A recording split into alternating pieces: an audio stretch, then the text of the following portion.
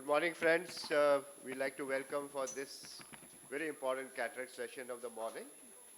I think this hall has been dedicated to people who are going to learn cataract surgery today, the whole day. And I'm Dr. Tityal from RP Center, New Delhi. Along with me, I have Dr. Anaga Harun. She's going to be convening the entire session. And you all know she's been a part of AIOS for us so many years as a West Zone representative. And we like to see her again in the same way handling the entire ARC and future would do a better job in AIOS. Thank you and let's start. Thank you so much, sir. Welcome to this session, everyone. So let's start right away. I would like to invite Dr. Deepak Mishra to give his talk on FACO versus SICS and literature search. Are both the podiums working? Yeah. So the next presenter can be ready, loaded onto the next. Dr. Thank you so much for the Maurya. opportunity. So I'll be talking about FACO and loose zonules. So FACO, just before that introduction about the subluxated lens, which is normally ectopial lens is defined as a displacement or malposition of the crystalline lens of the eye. So let me directly go for the management of subluxated lens. Normally, the indication for surgery is either lens in the anterior chamber, lens-induced uveitis, lens-induced glaucoma, and also patient with a poor vision and impending dislocation of the lens. So these are the protocols. If it is minimal subluxation, then normally people try with the spectacle correction through the phakic portion. If it is more, then I think once upon a time people used to do optical iridectomy, when people used to try with the myotics also. But coming to the surgical removal, either you can do through the pars plana or through the limbal route. So this is the management protocol. If it is minimal, I think either those are comfortable with any sort of cataract surgery, you can do SICS or FACO. If it is more subluxated, then I think you can do through the pars plana or through the limbal route. So coming to this is the management protocol. Subluxation less than 3 o'clock hours, always you can go ahead with a slow phaco. Still you can implant a PCIOL. If not possible, you should approach to the pars plana or to the with the vitrectomy with SFL or iris clip lenses. Subluxation 3 to 5 o'clock, always prefer to put a CTR along with the CNE ring. The other management is going to be the same if it is not possible. If the subluxation is around 5 to 7 o'clock hours, do slow phaco with the Sioni ring. Even you can add on with the armor segment or armor segment with the help of capsular retractor and PCOL. If it is subluxation more than 7 o'clock hours, always do a pars plana lensectomy or with the vitrectomy with SFL or iris clip lenses.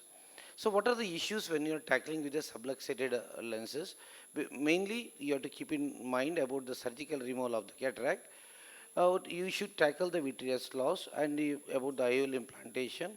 Always keep in mind about the visual potential, and also you keep to look at the systemic problems. These are the accessory tools you need to have with you whenever you are dealing such kind of cases. You need to have one vitrectomy unit, a capsular tension ring, Sioni ring, capsule tension segment, capsular hooks with the high molecular weight viscoelastics. This is a surgical principle of dealing with the subluxated lens. Always, as I said that, put a high molecular weight viscoelastic.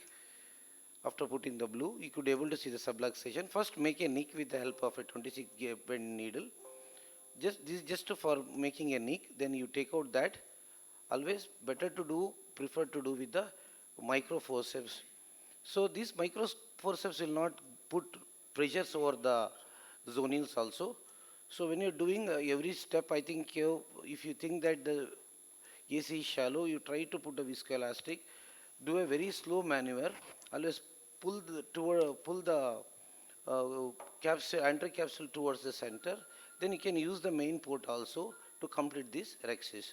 So these steps are very, very important. If you try to ration for completing this rexis, then you may land in some trouble. So this is very, very important how to do the capsular rexis in the subluxation. This is the second case I am just showing you on the right side. See, once you've already noticed there is a vitreous in the anterior chamber. So first try to do the vitrectomy make sure that there is no vitreous in the antechamber. Then you inject the methylene blue to stain the entry capsule. It's very important if you put the blue in the initially because already vitreous is there, you may land up in some problem. Do the good proper vitrectomy. Then inject a viscoelastic like the how I showed before. Then the capsular access has to be continue how you had already showed in the first case. This other case actually already the FACA has been done. How you have to put a Amos segment wherever there is a subluxation, the segment has to put and it has to be sutured to the sclera. So I'm just showing the how these are the principles how to manage a subluxated lens. This is one small video just to show after doing the Rexis, you should not be very much hurried to do the hydro procedure. Rather, you do a very slow hydro procedure with both hydrodissection and hydrodelineation. So coming to the one or two point about the capsular tension ring, actually it's a circular expansion of the capsular bag, which is stable condition during the surgery, which improves the intraocular lens centration. There are different sizes are available depending upon the axial length of the eye. So this is a case of a CTR subluxation less than 3 o'clock hours. As I said that before, always first put the viscoelastic followed by a high molecular weight viscoelastic. So after doing the capsular access with the micro forceps, as I said, like the do a very minimal hydro and hydrodelineation. Don't gush the lot of fluid inside. This is a sort of different method of putting a CTR. This is a shake hand technique where both the hands together it guides the CTR inside. Once CTR inside, then it is always preferred to put a triamcinolone. Make sure that there is vitreous is there inside. If it is vitreous is there, I think you have to do a vitrectomy. Once you finish the vitrectomy, always keep the parameters low.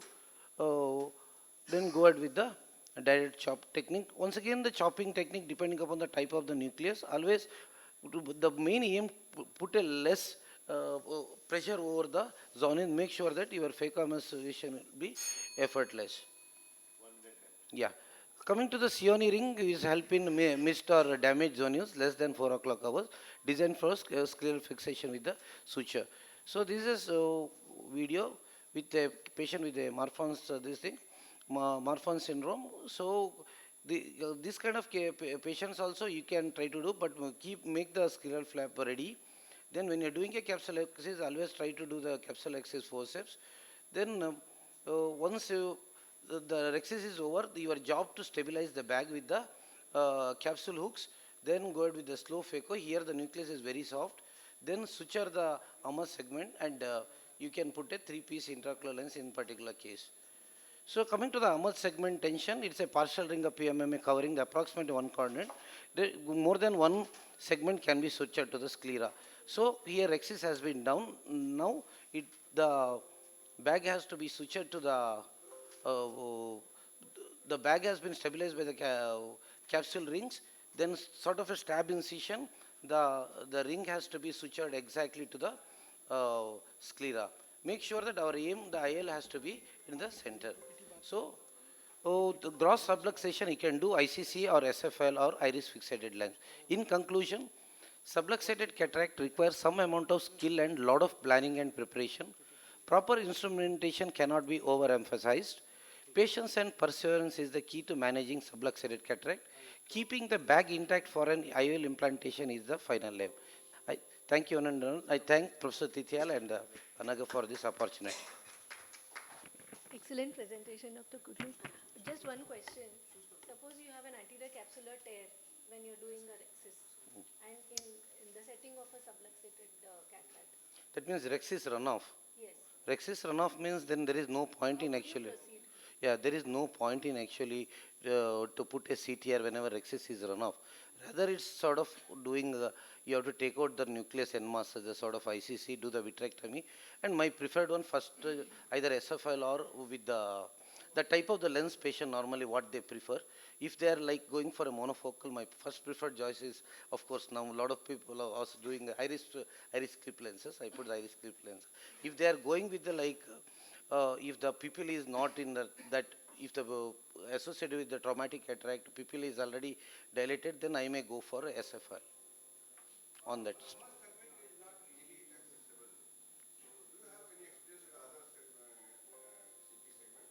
No, no, there are a couple of people in Indian market. I can give you the address also. They still supply AMO segments. Yeah. Gupta segment is also good, very good, and even less expensive. Madhu Instruments. Yeah. Madhu instrument. Yeah, they do a lot of, they have done a lot of innovations and very helpful to, like our country. Okay, Deepak, are you ready? Yes, sir. Okay, now we can go into the major debate, SICS versus FACO. Deepak? Thank you, sir. Respected chairperson and delegates, there is no financial interest in my talk. Again, it's not moving. तुम्हारे सारे system खराब है भैया. So next. Hello, Only is I think we have to present through our own lab. sir. मैं तो घर छोड़ के आया यार होटल में. Yesterday there was problem with my laptop, so I given him the pen drive. They said, sir, give me to me. इसमें directly copy नहीं हो सकता. पेन ड्राइव नहीं लाएगा. चलो. आगे जाना है ना, गया ना आगे. So, as we all know that the major cause of blindness is still in India and worldwide is the cataract, and due to the COVID times, again it increases backlog. I'm not going in detail of the data. Coming to the main debate what Tetial sir has just discussed. In the literature, whatever we have FACO versus the SICS, I have trying to find out few literature search and compare both the surgeries on the basis of time, cost, machine dependency, grade, post-operative astigmatism, and the learning curve. Yes, time. One thing is nowadays we all know that cataract surgery is treated as a 2-minute surgery. Most of the time, the first question, sir, how many times or after which time we can go to home? That is the first question nowadays each patient is wish to ask us. And when we compare the time, then we have taken that it is, sir, important that all the literature have whatever the search we have taken, they have taken the time from the experts who are doing much faster way and everything. Like all these 4 articles you have seen about, along with Dr. Parikshit and Dr. Venkatesh, 2 renowned surgeons from India. And they have taken that there is in the expert hand almost the time taken in FACO and SICS is similar as per these all these 4 articles. And the cost. Cost is again, since we all know that FACO is having some machine dependency and consumables and other things are required more as compared to MICCS. So when we compare the cost, here there is huge difference between the cost in the FACO as when we compared with MICS or SICS surgery, and you have seen this cost is in dollars. When we search at the CAM-based or the big centers too, then these are the articles published in the Nepal Journal of Ophthalmology and even the Lancet.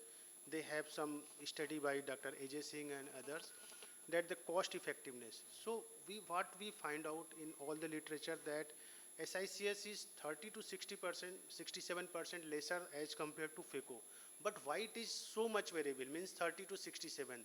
The reason behind this is most of the SICS surgeon is now also doing premium IOLs and other thing with SICS. So these costs depends upon the types of IOL they have chosen. Like Dr. Rawat is doing all types of premium IOL with SICS. He has developed his own marker for astigmatism correction.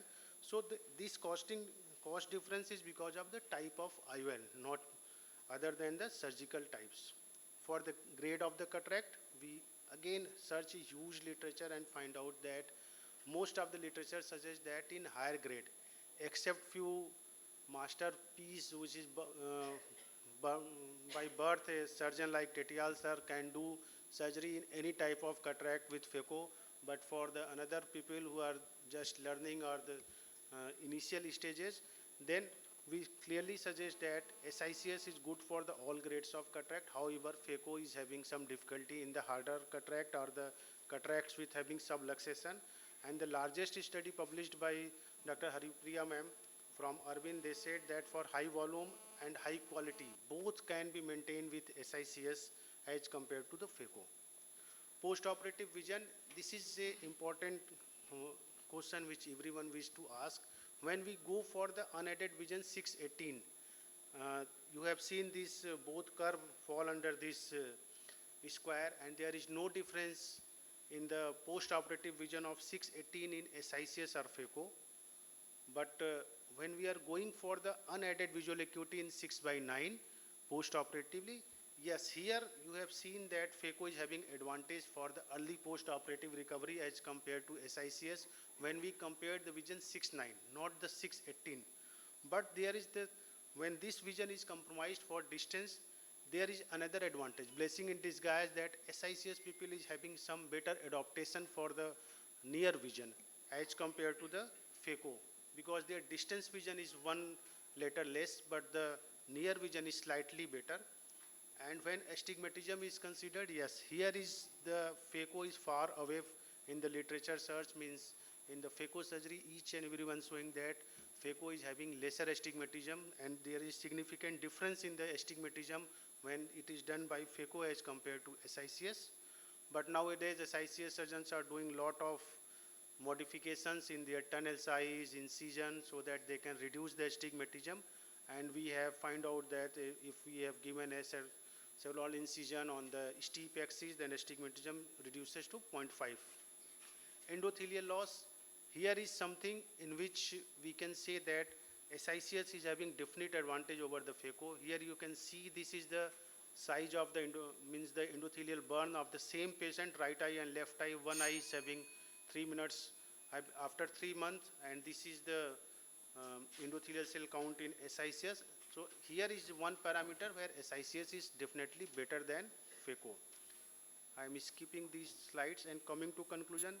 Whenever we compare both, either SICS or FECO, let me tell you that both surgeries are good enough. It again depends upon who is the operating surgeon, who is using his skill. So we cannot compare or say that this is better and this is not better.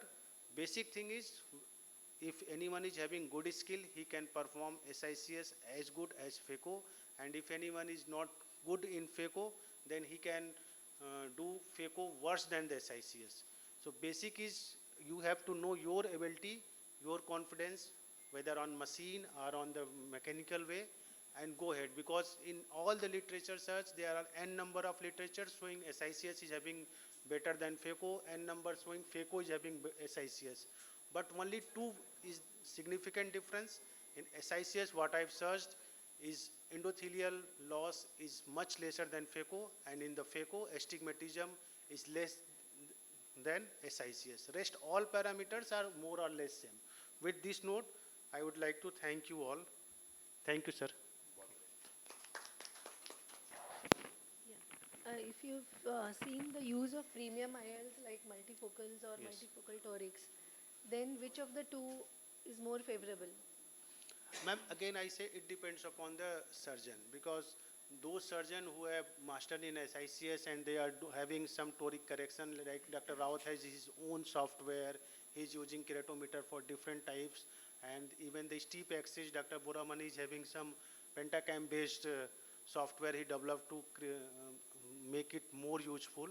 But for the beginners or those who doesn't have so much skill, I still say that FECO is much better for the toric and other So thing it's not just as one compared to person, it's SICS. a general message that we need to give No. is astigmatically. the General message, incision ma'am, should I be- have clearly mentioned that for as far as astigmatism is concerned, FECO is much better. As far as endothelium loss is concerned, SICS is better. Rest all parameters are variable and almost in the same range. There is no statistically significant difference in the expert hand. So regarding the astigmatism part also, we have reduced the incision size already. Yes. And we are modifying it all the time. So I think that is also is comparable. You are correct, sir. Of the studies. You are correct, but only problem is that it is not, as ma'am says, for general. We cannot say that. I again repeatedly said that these things are depends upon the hand and the skill of the surgeon. We cannot say that if FECO is good enough and we give it to beginner and he will do much better surgery than the SICS. Again, it's all the art and skill of the surgeon in both ways. Thank you. Thank you. Thank you. We'll move ahead. Dr. Maurya, please go ahead. Good morning, ladies and gentlemen, boys and girls. So I will be presenting a novel chopping technique to crack hardest of cataract and phacoemulsification. So it's a new technique for nuclear fragmentation introduced and invented by none other than our own Terminator, and it is suitable for the medium to hard grade of cataract. It reduces surgical time and chances of complication, and technique was first published in IGO in 2016, and we are practicing this technique since 2013 when Dr. Prasad did a live surgery at DOS. So this technique is based on Griffith's theory of brittle fracture. So you can see in this video, a very lean man using the chisel only and the hammer is giving blunt forces at the most brittle part of the rock. And it's not the full thickness. It's going few inches only. As you can see, the forces are the consonant and drag. Now you will see it will crack into full thickness.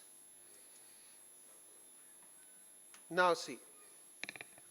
So this is based on Griffith's theory of brittle fracture. So what is the surgical technique? So first we need to have a very good raxis of 5.25 to 5.5 millimeter, and then a short superficial central trench of 1 into 1 into 1 millimeter size is created to hold and engage the phaco tip, and then the phaco settings are changed to high vacuum settings of 450 to 500 millimeter of Hg with 50 to 80% power depending on the nucleus density. And then the phaco tip is engaged at the distal end of the trench, and then the phaco probe is impaled superficially only, keeping the tip directed toward the equator, parallel to the pupillary plane to achieve firm hold of the nucleus just within the equator. And then the equator is drawn within the capsulotomy edge, and under direct visualization, a wedge-shaped blunt olive tip chopper, terminator chopper, is simply passed around the lens equator. And then this chopper is then dragged 1.5 to 2 millimeter through the open edge equator to create a small groove. And dragging generates the tension and dispersive forces along the sides of the groove, consonant to drag pick in rock excavation system, and initiates a full thickness nuclear crack. And this full thickness crack traverses automatically across the lens to the other end of the equator and divides the nucleus into two equal halves. So in short, a shallow groove is created with the specially designed chopper terminator, the West tool. So this is the picture showing it is only superficial impalement is there, and the chopper is directed in the opposite direction. So it's a small video of Cataract nigra. As you can see, it is a very hard cataract. So we use this terminator chopper, a West tool, to manage such kind of hard cataract. You can see the tip is blunt, olive tip, so there is no damage to the capsule at any point of time.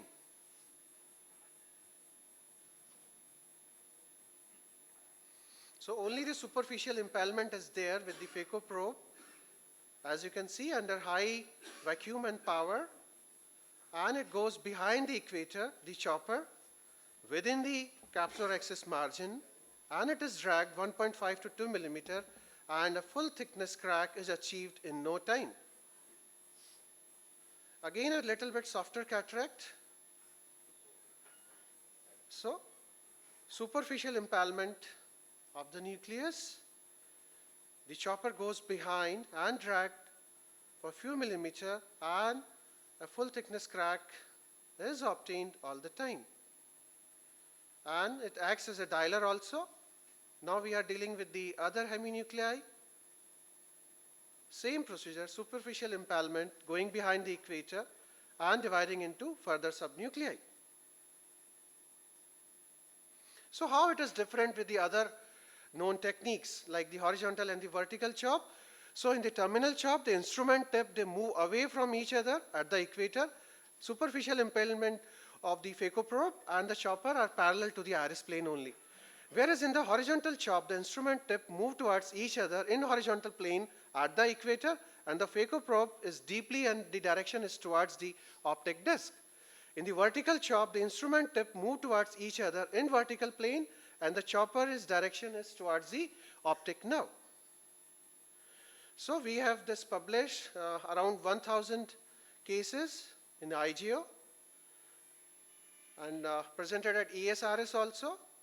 So the chances of PCR and the complications are comparable as any other technique of chopping. Less chances of endothelial cell loss. We did the world's first clinical trial, a registered clinical trial between terminal chop versus direct chop versus stop and chop. So there was significant p-value difference when we compared the cumulative dissipation of energy and the ultrasonic time. Thank you so very much.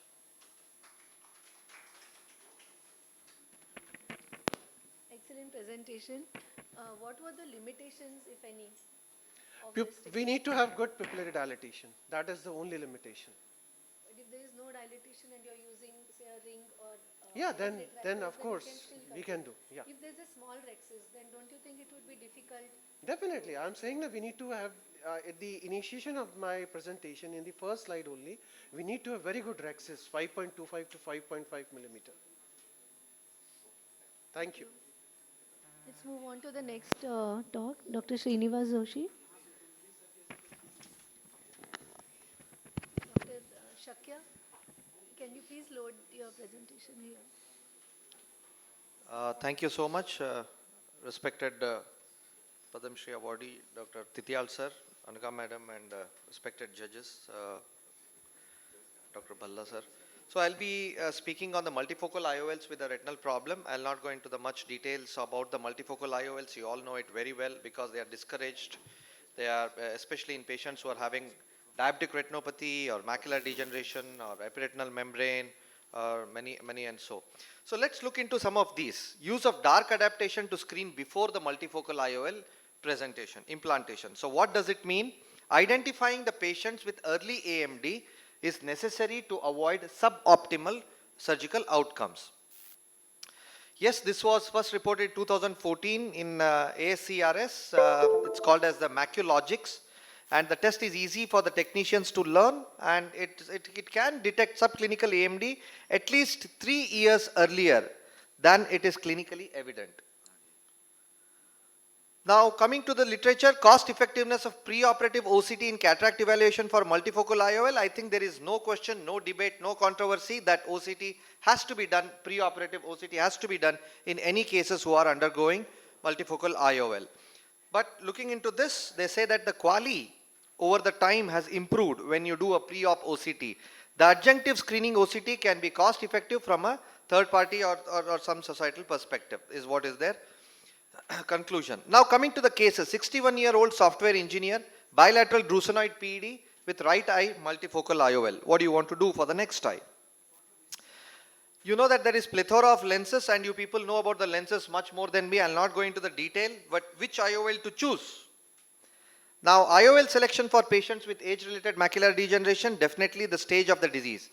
If the patients without clinical evidence of macular disease, that means for having any drusen or pigmentary changes, they are almost like a normal patients. Hence they are candidates for all IOLs. But patients with soft drusen, pigmentary changes, they are not absolute contraindication, but like to say difficult counseling. You need to talk with the patients whether this is going to happen or in future they might develop. Now coming to this last part is patients with moderate to severe AMD, that means who already have a large drusen, confluent drusen, geographical atrophy. In those cases definitely it would have a deleterious effect and better to avoid multifocal IOLs in this case.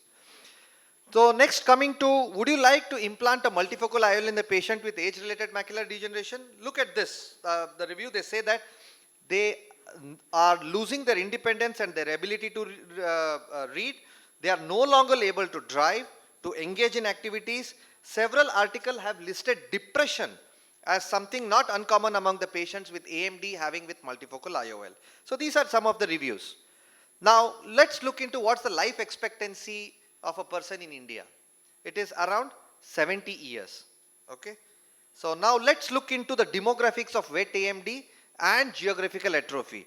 Up to 80 years, it is just 2.2%, whether it is wet AMD. Look into geographical atrophy, up to 80 years, it is just 1.8%. So why deprive 98% of the patients with multifocal IOL? So that's again a debatable question. Now, short-term outcomes of combined pars plana vitrectomy for epiretinal membrane phacoemulsification surgery, and they have said that it's fantastic, multifocality was achieved, and the final visual outcome was delayed, but definitely there was a macular healing. Now scenario 2, if there is a wet AMD in a patient who has a multifocal IOL, now what next? Not to worry, there is plethora of anti-VEGFs available now in the market.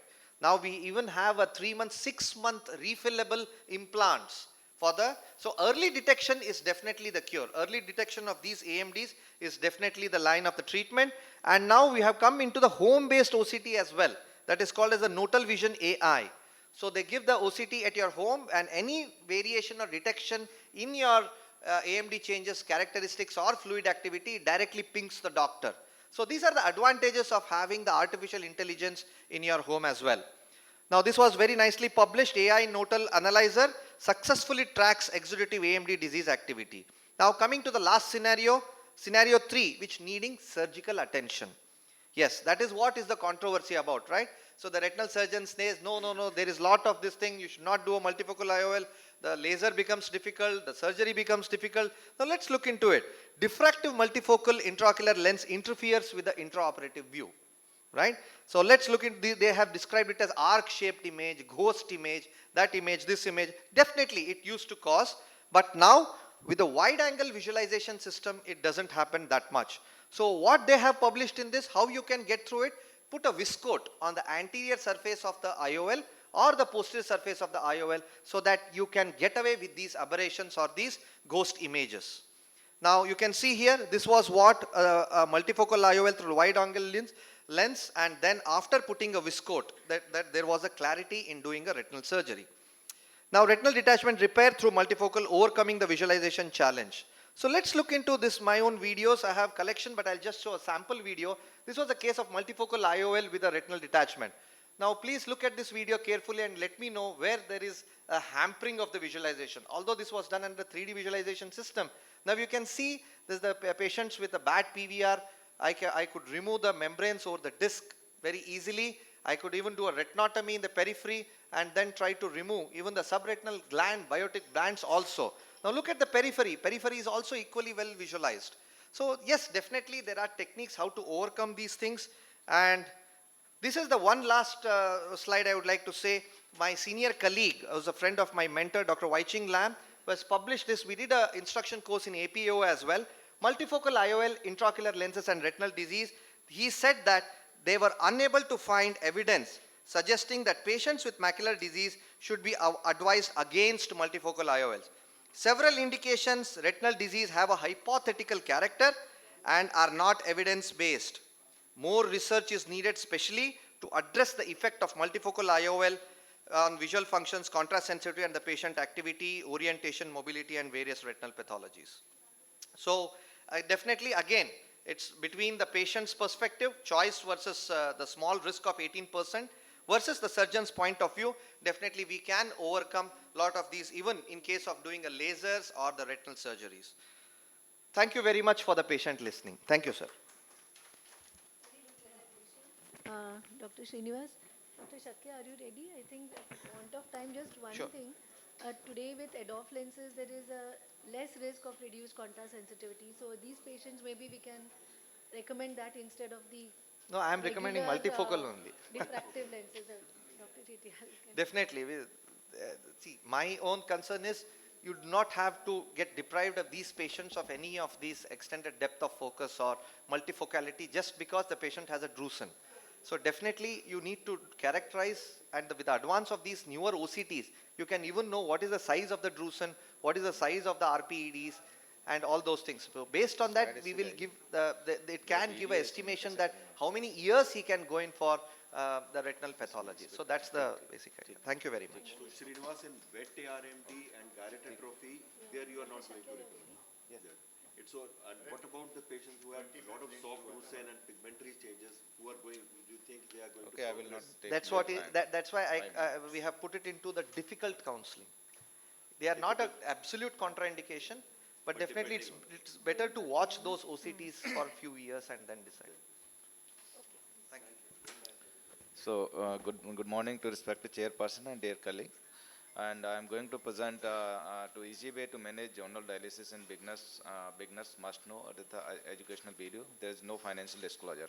So I'm not going to in the theory because the previous speaker, Krishna started do the job very easy.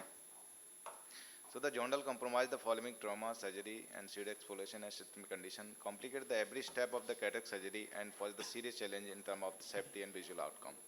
So depending upon the degree of the subluxation, the surgical procedure chosen, the capsular bag can be successfully project even the severely subluxated traumatic cataract with the aids of the fixed capsular tension ring.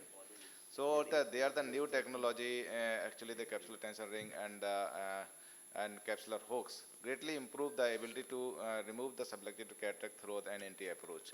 And they are the new machines also actually now available to remove the subluxated cataract very easily. So I am going to directly on my video.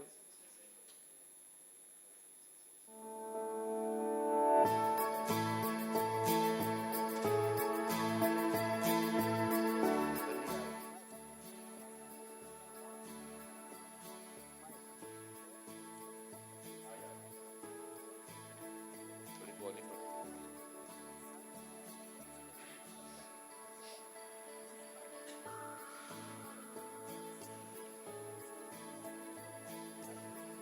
Volume नहीं आ रहा, voice over, मेरा voice over है इसमें।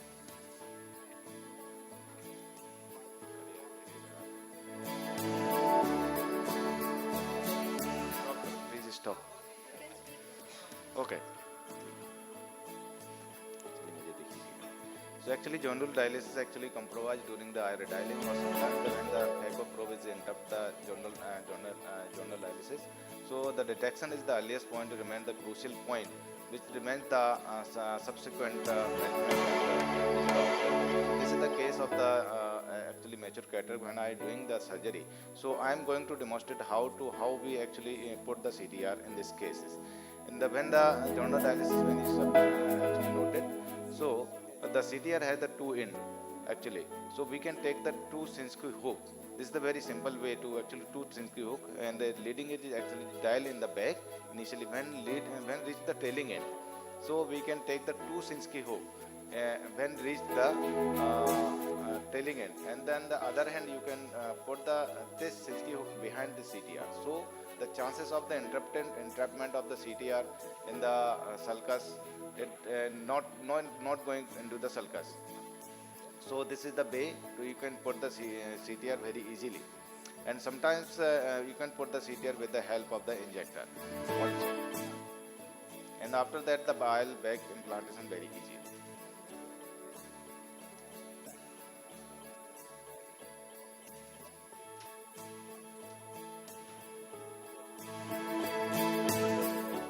This is another case of the mature cataract subluxation more than 4 clock hour, and this is slightly hypermature cataract had the history of the trauma. And after the minimal staining, I make a port, and then with the help of the cystosome, initially we make a nick, and then make the rexis about 5.5 mm, and with the help of the and in between we put the basco, which is very important, and then the capsular baggage is stabilized with the help of the capsular hooks. After that the phacoemulsification is very easy, and it is stop and chop techniques because the nucleus is free, so we can actually crack and then emulsify the nucleus. So we put the CTR with the help of this injector, but sometimes I actually feel slightly uncomfortable with this injector. Sometimes the CTR is jerky, give the jerky movement and can cause the further damage to the journal. So in this case actually I noticed the PCR in the small PCR during the IA, so I put the IA and the post CTA was very good, and IL was center. This is the another case is the also traumatic cataract, and this is the soft cataract, and the subluxation is about more than 4 clock hour, and then after initial nick I put the I make a rexis about 5 mm, and then after that we do the multiple hydrodissection, so the journal stress become very less. So after that rotation is done, and then emulsification emulsify. After the, in this case also actually the capsular bag is stabilized with the capsular hook, and then emulsification done with the stop and chop technique.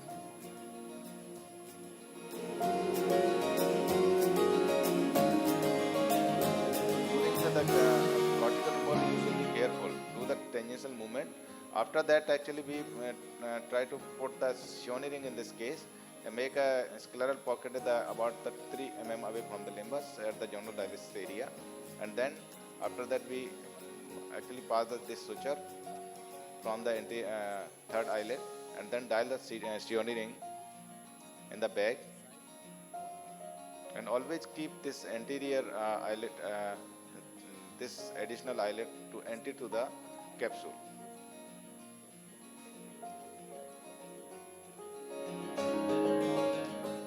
And after that,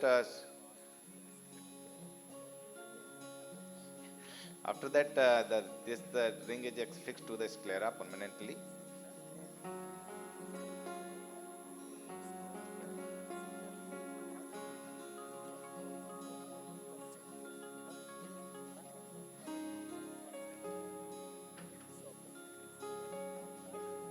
And then IL implantation done.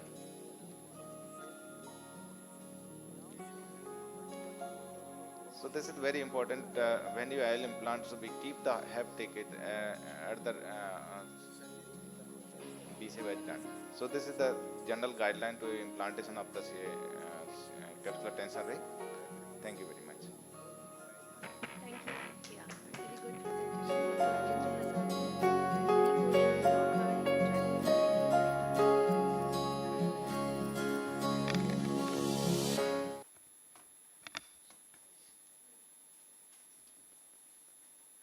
Please switch on the slides. बंद किया क्या? Time out हो गया। Session end हो गया, इसके लिए बंद किया। आगे चलिए।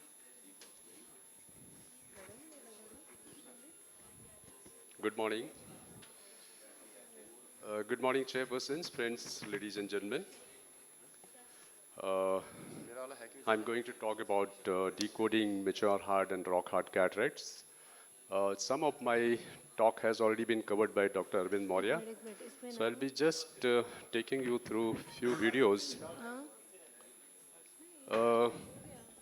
When we come across with the hard cataract, so we come across many challenges.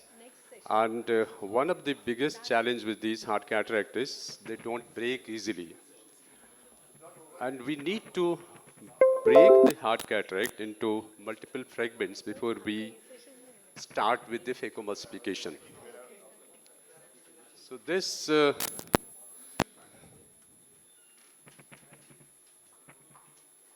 I'll just take you through this video. This is a case of hard cataract and with some amount of the intumescence also.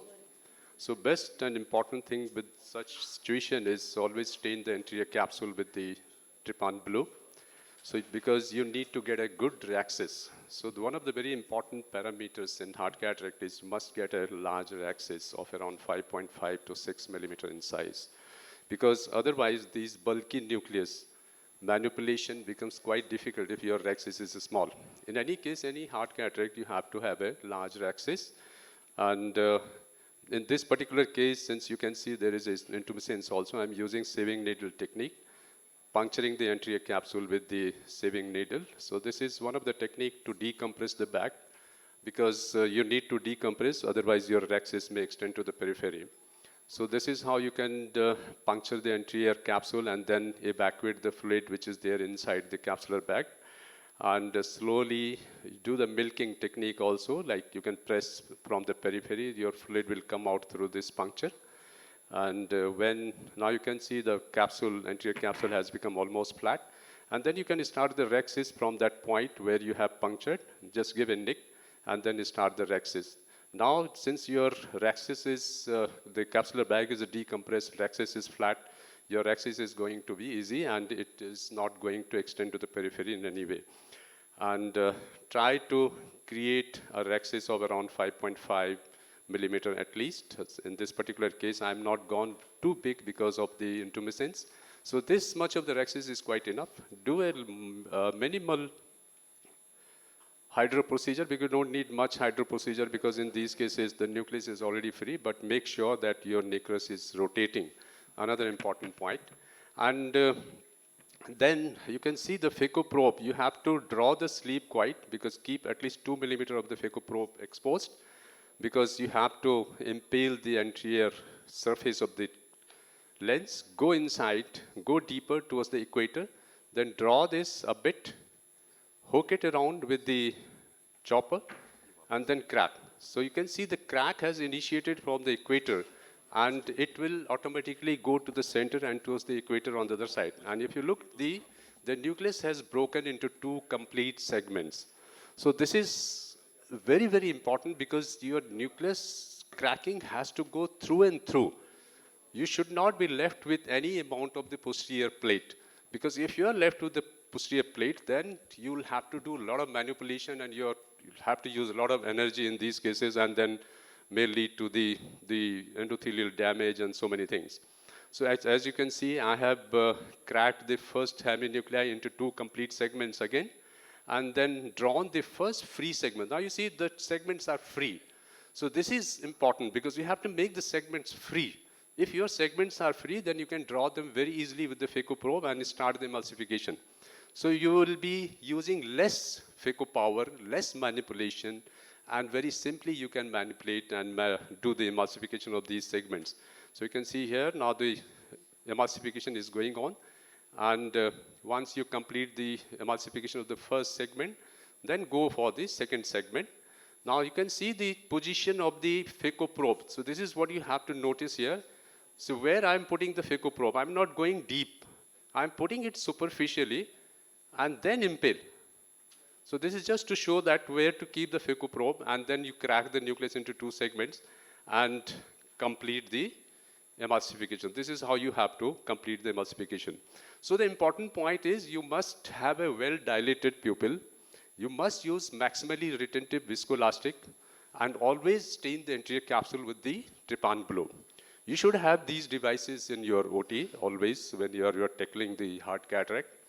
And the most important point in this situation is your device. So this is the device which you should have with you. This is called as a terminator. This is a triple edge wedge cracker. Now you can see how simply this device works. You have to hold, crack, you can see the cracking. So this cracking, you get 100% cracking in each and every case. You can start this technique from the grade 2 cataract, where you could hold the nucleus. The important point is you have to have the hold on the nucleus. If you are not able to hold the nucleus, then you cannot use this technique. Now you can see the grade 3 nucleus, hold the nucleus, draw it a bit, hook it, and crack from the equator. So crack has to happen from the equator. So this is very, very important, because if you start from the equator, then you'll get the through and through cracking. The crack will go towards the center, full thickness, and towards the periphery on the other side. So you can see the little harder cataract. This is how you get the cracking. And further, this is the grade 4 cataract. Hook it, crack it, and you get a full thickness crack. See the full thickness of the crack. The crack will go through and through. You will be never left with the posterior plate. So the cracking, now grade 4, a little harder cataract. See the cracking, hold it. You must see the position of the phaco probe and how you have to hook it around. Hook it, crack it. See the crack. Very simple, without too much of manipulation. Just a simple movement of that cracker will crack your nucleus into 2. You don't need any other instrument here. Very simple cracking. Now this was the grade 5 cataract. Hold it at the equator. Just within the equator you have to hold the nucleus. Hold it, hook it, and see the edge of the nucleus, and then crack. So this is how you get the cracking. A complete cracking of the nucleus. And once you get the crack, then you can take the heminuclei for the further cracking. You can make 4 pieces. You can make 6 pieces. This is grade 6 nucleus. See the grade 6 nucleus also. Hook it, draw it, and you get a crack. a full thickness crack. So this is a technique which is called as a terminal chop, and this technique, the difference of this technique has been shown by Dr. Maria, how it is different from the vertical and the horizontal chop. And the important point with this technique is very simple to do, and any surgeon can do, learners can do it, and you do not need too much of forces, you do not need too much of laser energy, and it's so simple. And you get a fantastic, crystal clear cornea on the first day itself. Thank you very much. Thank you so much, sir. Lovely presentation. I'd like to thank all the chairpersons and every speaker for the wonderful presentations. Thank you so much. I think we begin with the next session and invite Dr. Prakash Marathe. Where is he? Oh, बाद में लेना photo है, बहुत हो गया. Dr. Prakash Marathe, you can present your. आ जाओ इस बार.